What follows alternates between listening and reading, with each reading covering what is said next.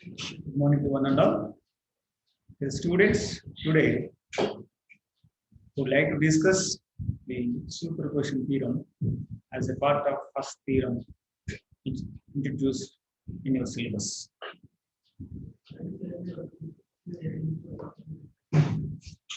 Come to the statement of superposition theorem.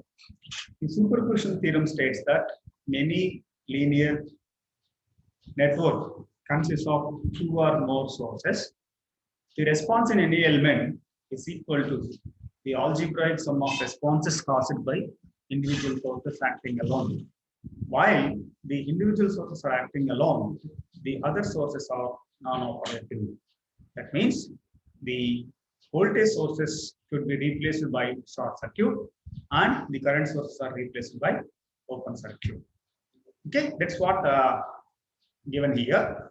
The response, the current or voltage in linear network at any point due to multiple sources, that is either current or voltage sources, including linear dependent sources, can be calculated by summing the effect of each source considered separately. Okay, all other sources turned off are made inoperative. So inoperative means the voltage source should be replaced by short circuit, where the current source is replaced by open circuit.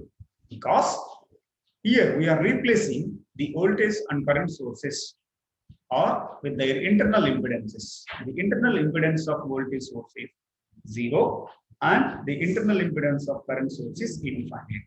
So to have that 0 impedance and infinite impedance, so here we are replacing the voltage source with short circuit and the current source with open circuit.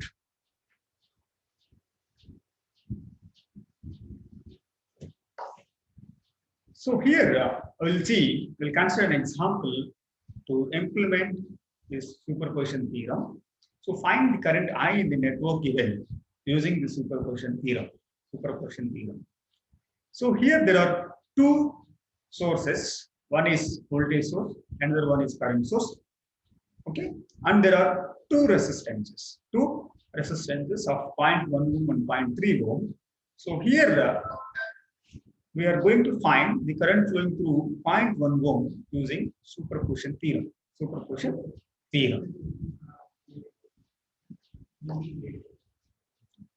So here, as per the theorem, it states that the response in any element is equal to the algebraic sum of responses caused by individual sources. So for that, here there are two sources. So we have to activate each source at a time to calculate the response in that particular element considered.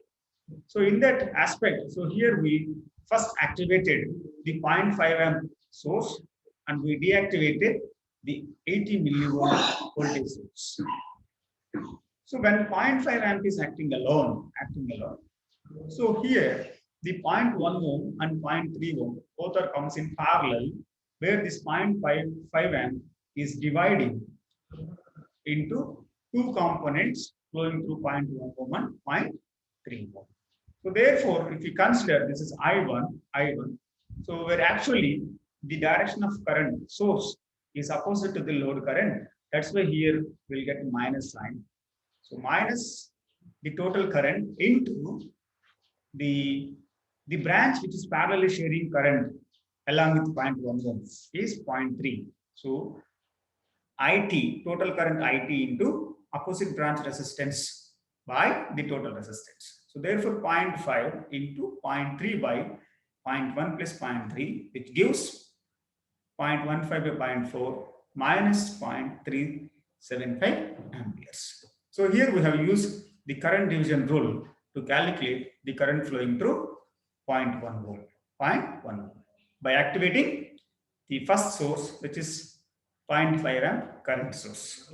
Now we have to activate the second source, that is 80 millivolt source, to calculate current flowing through the same 0.1 ohm. So here when we activate the voltage source, the other current source has to be replaced by an open circuit, because its internal impedance is infinite.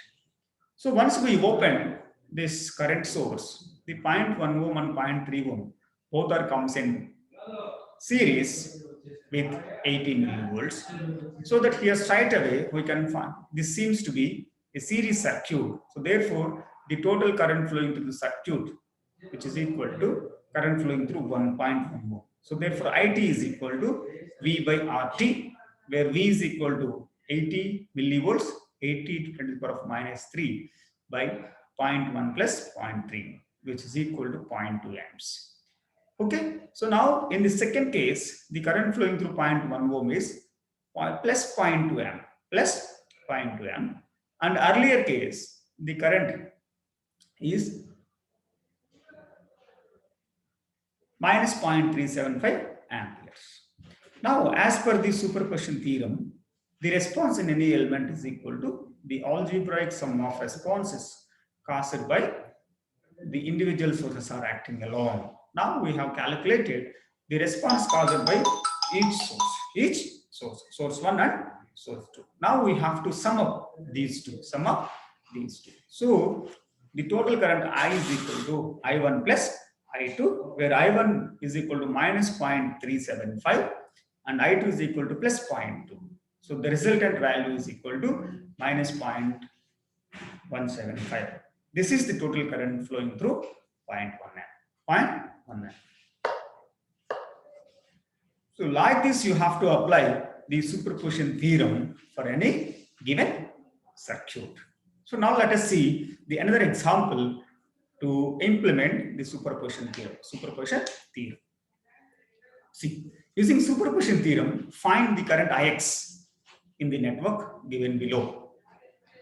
So here there are three sources, 120 amp source and 10 volt source and 40 amp source.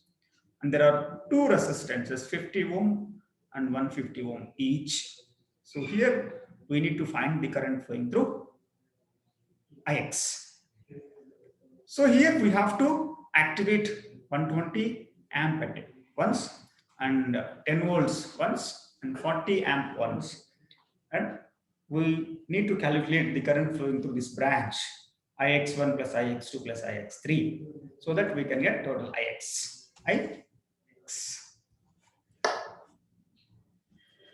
So first we activated the 10 volt source. The other two sources are current sources, so therefore they have to replace by their internal impedances, infinite impedance. That means both of them should be open circuited.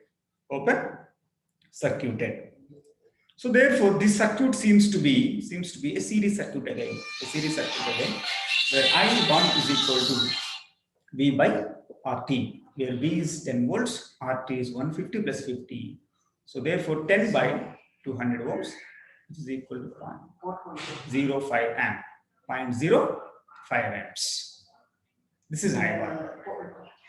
So yes, in the second case, so activate the 40 amp current source.